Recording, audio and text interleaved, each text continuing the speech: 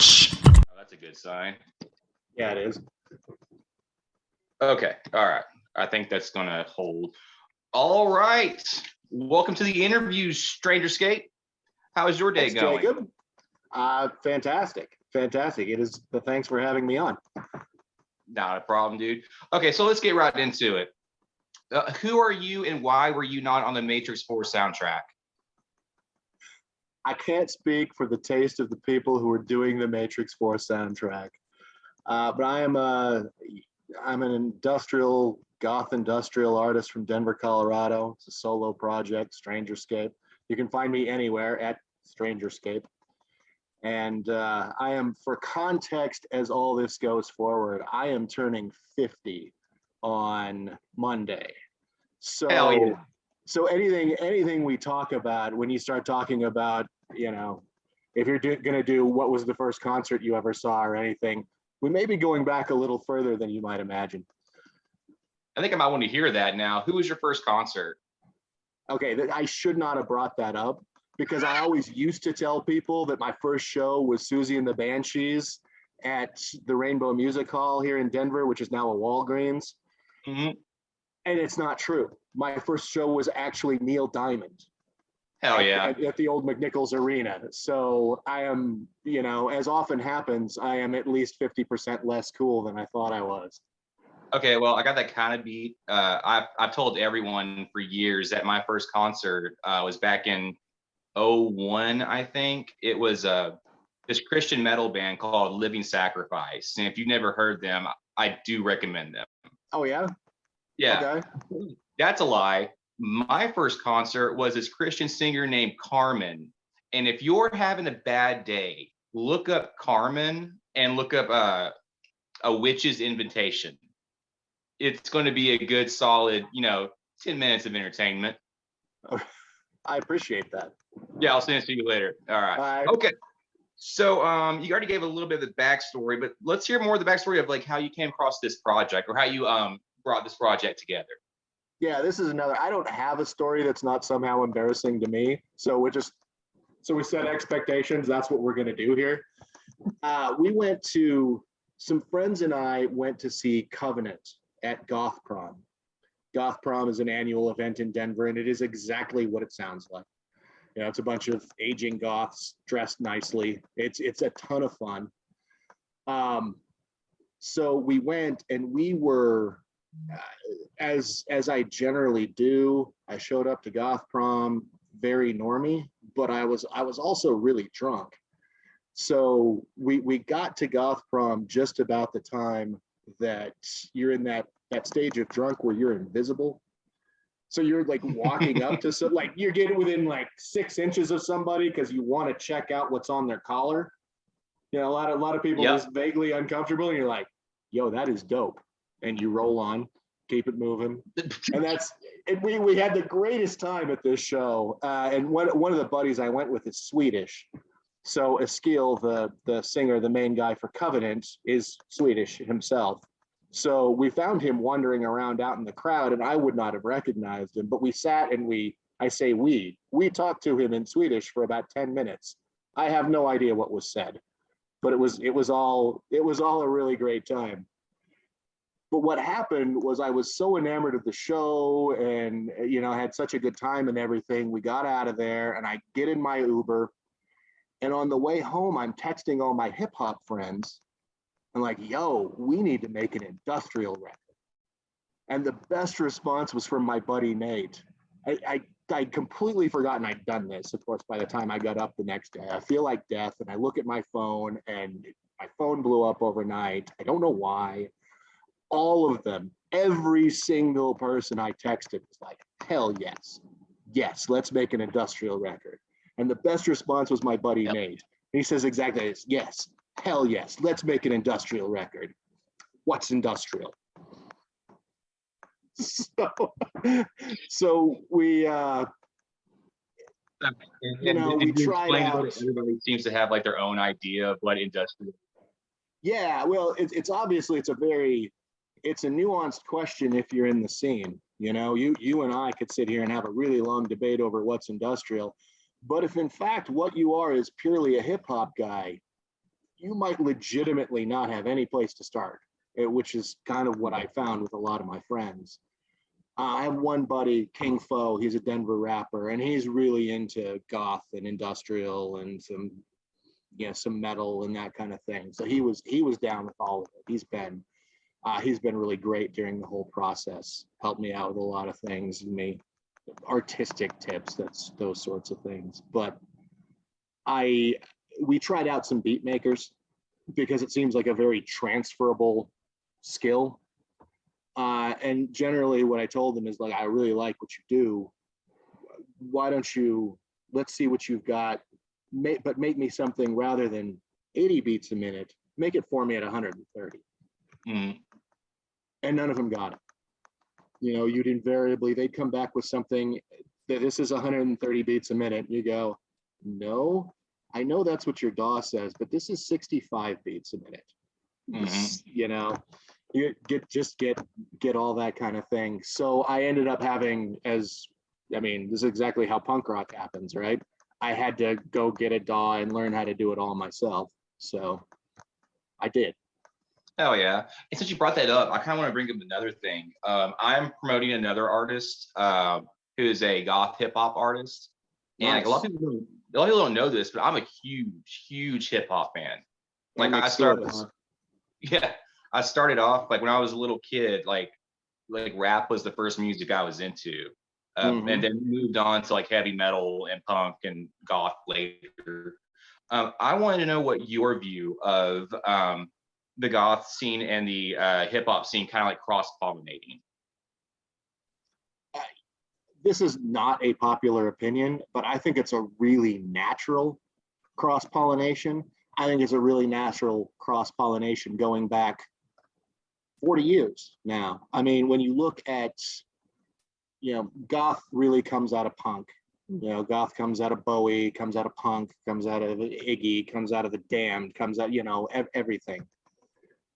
But the first white people to embrace hip hop back at the dawn of the genre were punks, English punks mostly, but also the New York scene, your Blondie, Talking Heads, just they picked up hip hop really early. The Clash, huge influence on the Clash. The Clash did a lot of hip hop flavored stuff, and there's so much dark. Like if you go back to my own history with hip hop, the first hip hop song I ever really gravitated to, ever loved, and of course at this point everybody knew Run DMC, everybody knew the Beastie Boys and all that, and I didn't think of that as groundbreaking in any way. It certainly was, but I just thought it was another avenue of pop music at the time, because that's what got big, was Run DMC and the Beastie Boys. It was stuff that was essentially pop music, and if you were a hip hop guy, you knew the difference, but I didn't at that age.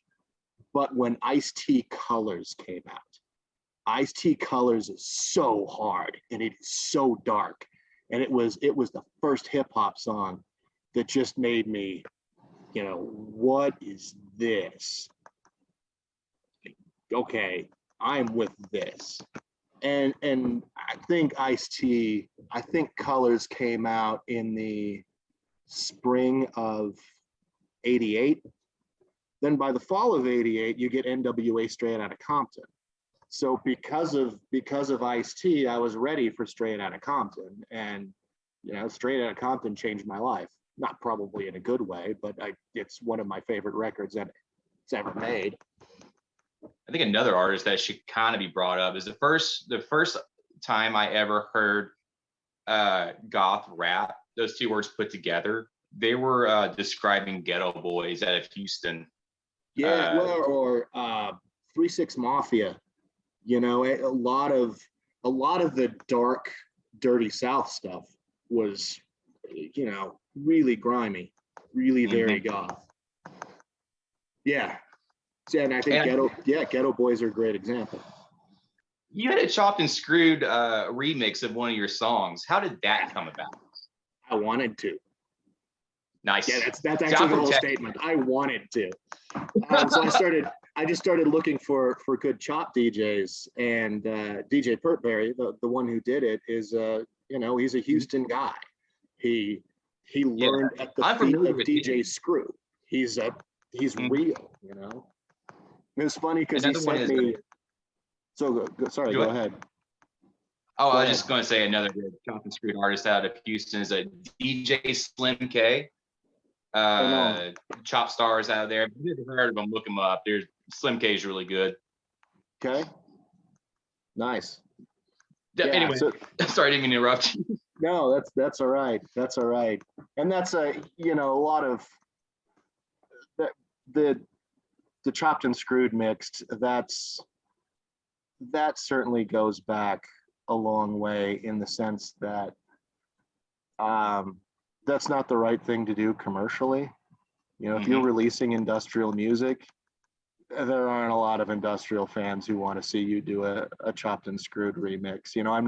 I am not bringing people to Strangerscape with the DJ Pertberry name and then having them take Strangerscape with them. That's just kind of not the way it goes now, but that I wanted to do that. I'm not interested in having somebody just like me remix my stuff because that's not interesting.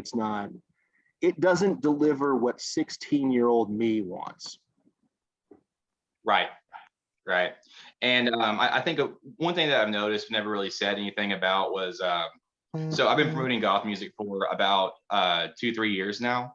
And I've kind of noticed it's all the same. I'm not going to name anybody, but all these, there's a certain group of dark wave artists that basically all they do, not all they do, but they only remix each other's songs, right? Yeah. So right. they do get some really cool songs. It's something that I really love, but it's kind of like it gets stagnant when you don't bring in new influences and try to grow as an artist and a musician. Yeah, I would agree with that. There's another point, and this is a point that I love, talking about the crossover of hip hop and goth, and more so the crossover between hip hop and industrial. I think you can trace the history of industrial, and one of the most important records in the history of industrial music is Public Enemy, It Takes a Nation of Millions to Hold Us Back. Those beats were so revolutionary. You can actually take the history of industrial music. Take Skinny Puppy, for example. You go listen to Too Dark Park. There is no question that Skinny Puppy heard Nation of Millions and that it made a big difference in what Skinny Puppy was doing. And it was a different way of making beats. It was a better way in a lot of senses, much the crazy break beats, the layered, things going in and out, it wasn't so EBM, it wasn't so Nights of Reb, it wasn't so Four on the Floor. It was just it was like a whole new world. And I think that record really changed industrial music. Hell yeah. Let's go on to the next one. I really wanted to hear the process of making Strangerscape Splits the Atom.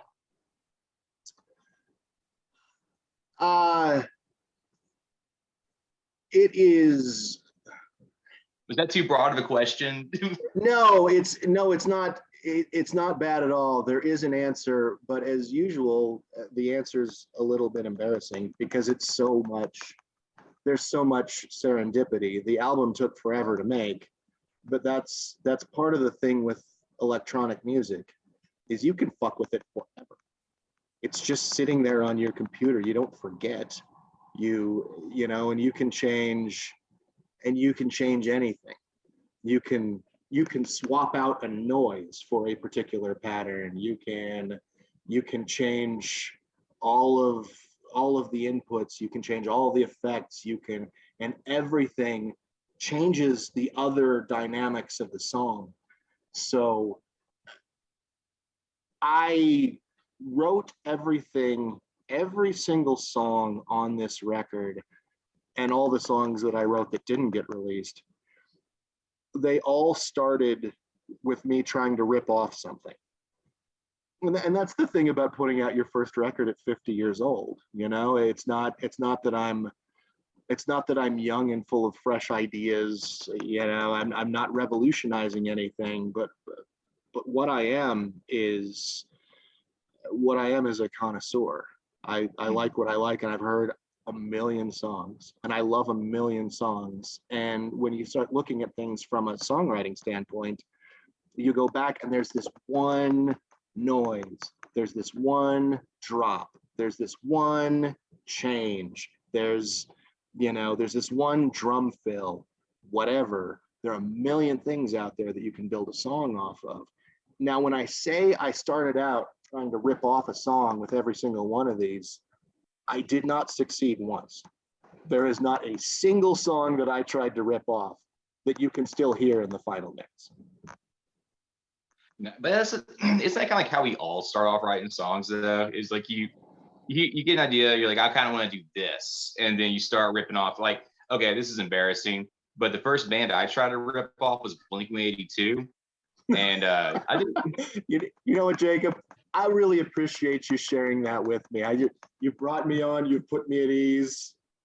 Bill, I too am embarrassing. Thank you, Jacob. Yeah, no problem.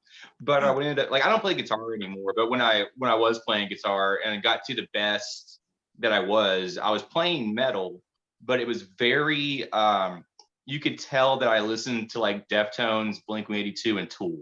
You could tell. Like I used a bunch of octave chords and then a bunch of staticky flange stuff. Anyway, yeah. So I feel you on the ripping bands off. Let's see. Who are some new artists that you've seen that you're excited about? Oh, among current goth industrial artists, Then Comes Silence has to be my favorite band. I think Then Comes Silence out of Sweden, they're just amazing. They do a lot of really different stuff, and there's probably because I listen to so much different music myself, I tend not to like bands that are really strictly goth, in the sense that goth is I've seen goth referred to as a backward looking genre, and in so many cases it's true, because there was a period during the 1990s, during the Cleopatra years, where you had to sound like the Sisters of Mercy, and invariably I love the Sisters of Mercy, but you're not as good at it as the Sisters of Mercy were. So and there's you still see a lot of that. There's sort of a lot of rote regurgitation of old ideas. So I think the bands that I really tend to gravitate to are the ones that write good songs, and it wouldn't matter how you played them. Like they're Right. played in this style, but they'd be good songs if it was just a person with an acoustic guitar. Right.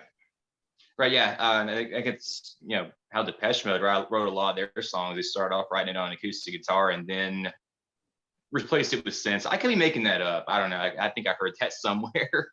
Yeah. But I still do see a lot of artists today. Like it's usually the older people that really want to be the Sisters of Mercy. It's almost kind of like a lot of like the old people who are older that are releasing music. I think it really just kind of like got to a later stage in life, and there's like, I want to be Sisters of Mercy, so they just do it. I don't think. Yeah. I played bass in a band in college.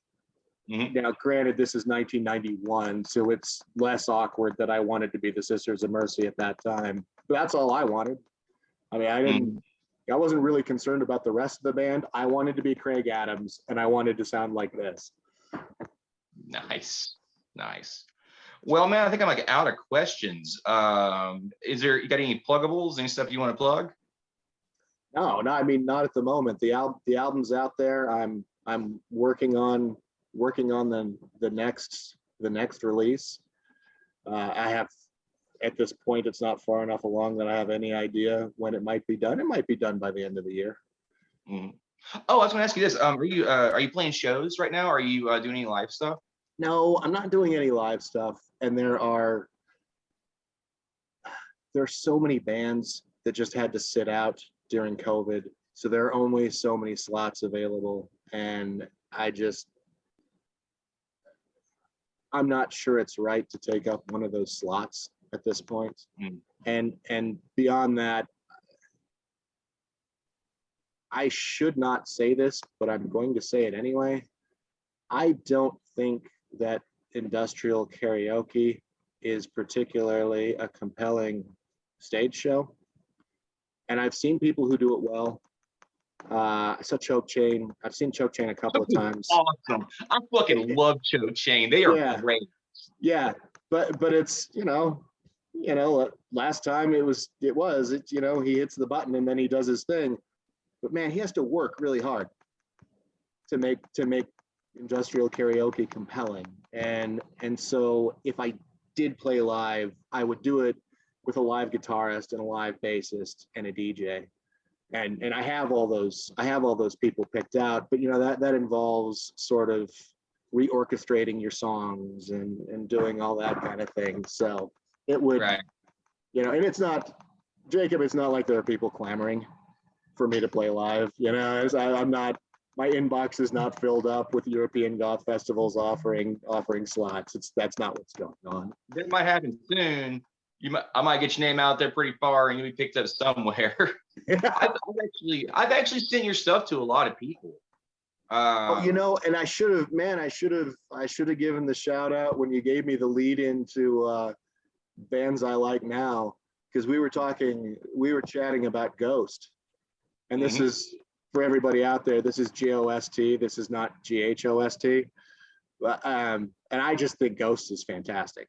Really, really creative and interesting, and that is one of those bands that I'm talking about where you can hear their influences, but they're not regurgitating anything. Oh no, and I used to roadie for. I told you this, but I don't think the viewers know this. That I used to roadie for Ghost's old doom metal band back in the day, and so I guess he goes by James now, but I always call him Cody. But I've seen evolutions of him. This dude, he's played hardcore punk. He wrote my all-time favorite doom metal song.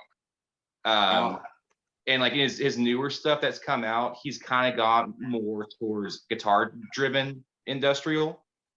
But man, his new album is it's amazing. When is that dropping? It's already dropped. Is it? Yeah, it dropped I guess a year ago. Oh, that one. Yeah, no, I love that record. But I think he's got a new one coming out. He just released a probably. Single. Yeah. Knowing him, he probably has another album on his computer that he's going, I don't want to release it. Probably. Well, yeah, that last record, that was when Ghost came to my attention, was that last record, or right before that last record came out. And then I heard it and I was like, my God, this whole record's good. Yeah. Yeah. And the thing is, I was aware that he had blown up when I started getting big, but I didn't want to bug him. So I didn't want to be like, hey dude, give me on all your shit so I'll get popular. But finally, he figured out who I was. And then he was like, this Jake? I'm like, yeah. And yeah. He's like, going to do an interview with him. How come you haven't had me on? I thought we were boys. I can probably get him on pretty quick, hopefully. I know his wife, Tracy, is awesome. I know she'll do an interview. But if you ever get the chance to meet that couple, they are just wonderful people. Okay. But anyway, Strangerscape, appreciate you coming on. Keep me posted on the new stuff you have coming out, and I'll make sure it'll get some listeners. I appreciate that. All right, Jacob, thank you for having me on.